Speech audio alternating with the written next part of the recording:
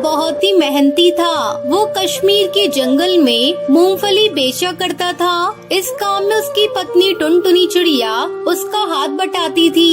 एक दिन जब कालू कौआ मूंगफली बेचकर घर आया। क्या बात है जी, कई दिनों से देख रही हूँ। सुबह जब तुम मूंगफली बेचने जाते हो तो खुश दिखाई देते हो, लेकिन घर लौटते हो तो उदास दिखते हो। ऐसी क्या बात है? क्या आजकल मूंगफली का धंधा अच्छा नहीं चल रहा है? अरे आसपास अब और कोई मूंगफली बेचने वाले आ गए हैं, इसलिए मेरी बिक्री बहुत कम हो गई है। समझ में नहीं आता घर का खर्च कैसे चलेगा। तभी उसकी बेटी भूरी चिड़िया वहाँ आती है। पापा, कल मेरे टीचर ने आपको स्कूल में बुलाया है और मेरी फीस जमा कराने को बोला है। 2 महीने से मेरी फीस जमा नहीं हुई है। ठीक है भूरी, तू कल जा स्कूल और अपनी टीचर से बोल देना, मैं जल्द ही सारी फीस जमा कर दूंगा। अब हाथ पर हाथ रखकर बैठने से कुछ नहीं होगा जी, हमें कोई दूसरा धंधा करना होगा। इस तरह कुछ दिन बीत जाते हैं। कालू कौए की मूंगफली का धंधा बिल्कुल ठप पड़ जाता है और घर में खाने पीने की तंगी होने लगती है। कुछ दिनों बाद रक्षाबंधन का त्योहार था। टुनटुनी का भाई गोलू चिड़ा अपनी बहन से राखी बनवाने उसके घर आता है। क्या बात है दीदी, आज रक्षाबंधन का दिन है, तुम इतनी उदास क्यों हो? और जीजा जी कहाँ हैं? कहीं दिखाई नहीं दे रहे हैं। तुमसे क्या छुपाना भैया, आजकल हम लोग बहुत बड़े संकट से गुजर रहे हैं। इनका मूंगफली का धंधा पूरी तरह से ठप हो चुका है। अब समझ में नहीं आ रहा कि कैसे घर चलेगा। भूरी और बुलबुल की पढ़ाई भी छूट गई है। घर में जो भी थोड़े पैसे थे वो भी खत्म हो गए। मन करता है अब मूंगफली का धंधा बंद करके कोई दूसरा धंधा शुरू कर दूं। ऐसा करो, तुम सब मेरे साथ शहर के जंगल चलो, वहाँ मैं तुम्हें अपना ठेला दे दूंगा। वैसे भी वो अब खाली पड़ा रहता है। अपने भाई के मुंह से ये सारी बातें सुनकर टुनटुनी चिड़िया की आंखों में आंसू आ जाते हैं।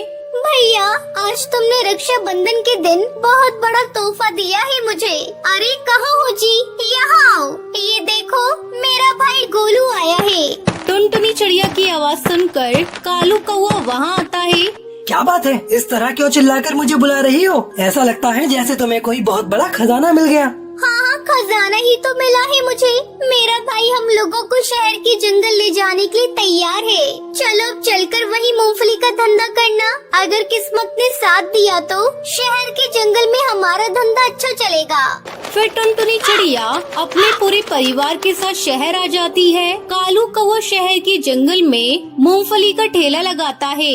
मूंगफली ले लो, मूंगफली ताजी ताजी गर्मा गर्म मूंगफली, भुनी हुई मूंगफली ले लो। बाजार के बीचों बीच मूंगफली का ठेला होने के कारण सभी जंगल के पक्षी कालू कौए की मूंगफली के ठेले पर आते हैं। मूंगफली वाले भैया, 1 प्लेट गर्मा गर्म मूंगफली देना तो। बस 2 मिनट मुझे दीजिए, मैं आपको अभी मूंगफली गर्म करके देता हूँ। अरे भाई, मेरे लिए गर्मा गर्म और नमक डाल के 1 प्लेट मूंगफली देना। देखूं तेरी मूंगफली में कश्मीर के जंगल वाला स्वाद है या नहीं। अरे भैया, आपको बिल्कुल कश्मीर के जंगल वाला ही स्वाद मिलेगा, पहले खा कर तो देखिए। आज कालू कौए की अच्छी कमाई हुई थी, वो बहुत खुश था। एक दिन कालू कौआ अपनी मूंगफली का ठेला रेलवे स्टेशन के पास लगाता है। मूंगफली ले लो, मूंगफली ताजी ताजी गर्मा गर्म मूंगफली, भुनी हुई मूंगफली ले लो। वहाँ भी उसके ठेले पर मूंगफली खाने वाले पक्षियों की भीड़ लग जाती है। टुनटुनी चिड़िया की दोनों बेटियाँ अच्छे स्कूल में पढ़ने लगती हैं। अब उनके जीवन में कोई कमी नहीं थी। उनका पूरा परिवार खुशी खुशी अपनी जिंदगी बिताने लगता है। रामपुर के जंगल में टूनी नाम की एक मेहनती चिड़िया रहा करती थी। वो अपने खेत में अपनी बेटी टुनटुनी चिड़िया के साथ मिलकर दिन भर काम किया करती थी। उसका वो खेत साहूकार कड़कनाथ सेठ के यहाँ गिरवी था। टुनटुनी चिड़िया बहुत खूबसूरत थी। एक दिन कड़कनाथ सेठ टूनी चिड़िया के घर आता है। टूनी बहन, अरे ओ टूनी बहन। आ रही हूँ सेठ जी। तभी टूनी चिड़िया की बेटी पानी लेकर आती है। ये लीजिए कड़कनाथ सेठ जी, पानी पी लीजिए। कड़कनाथ सेठ की नजर जैसे ही टुनटुनी चिड़िया पर पड़ती है, वो टुनटुनी की खूबसूरती को देखकर हैरान हो जाता है। अरे टूनी चिड़िया, मेरा ब्याज कब देगी? कड़कनाथ सेठ जी, अभी लेकर आती हूँ। टूनी चिड़िया ब्याज के पैसे लाकर कड़कनाथ सेठ को देती है। सेठ जी गिन लीजिए, पूरे पैसे है ना? हाँ, ब्याज पूरा है। लेकिन टूनी चिड़िया, तेरी बेटी बड़ी हो गई है, क्या इसकी शादी के बारे में तुमने सोचा है? हाँ सेठ जी, एक अच्छे चिड़े की खोज में तो मैं लगी हूँ। जल्द ही कोई अच्छा चिड़ा मिल जाएगा तो इसकी शादी कर दूंगी। ठीक है टूनी चिड़िया, अब मैं चलता हूँ। ये कहकर कड़कनाथ सेठ वहाँ से चला जाता है, लेकिन वो रास्ते भर टुनटुनी चिड़िया की खूबसूरती के बारे में ही सोच रहा था। उसके दिमाग में अभी भी टुनटुनी का चेहरा ही घूम रहा था।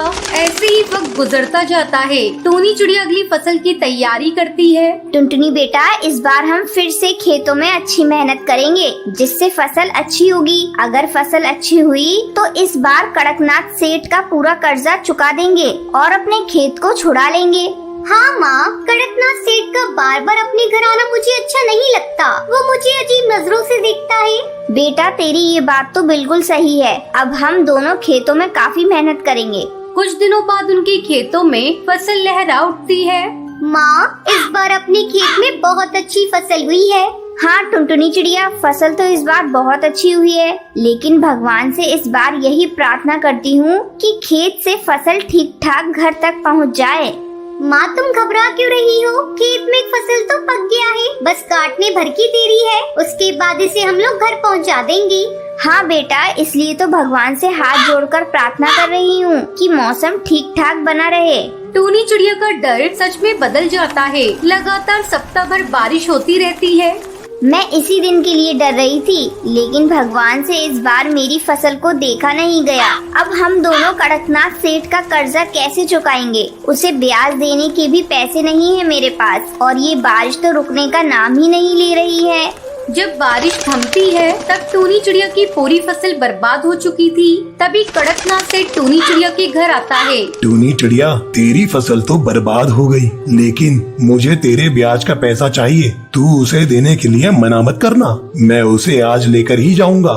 लेकिन सेठ जी, मैं ब्याज कहाँ से दूंगी? घर में खाने को एक दाना तक नहीं है। मैं आपका ब्याज कैसे चुकाऊं? कड़कनाथ सेठ कहता है, क्यों ना तू ब्याज के बदले अपनी बेटी की शादी मुझसे कर दे। ये आप कैसी बातें कर रहे हैं सेठ जी? आपको शर्म आनी चाहिए। मैं किसी भी हाल में आपसे अपनी बेटी की शादी नहीं करूंगी। आपने सोच कैसे लिया?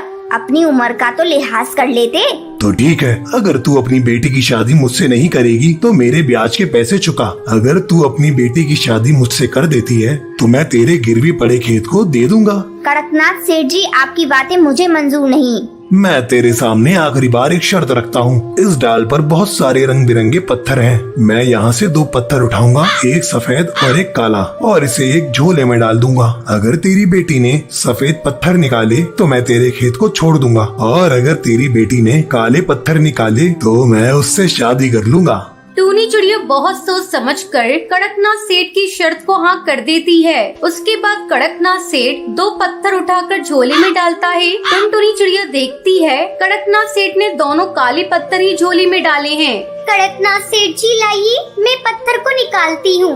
टुनटुनी चिड़िया झोली में से एक पत्थर निकालती है और उसे नीचे गिरा देती है।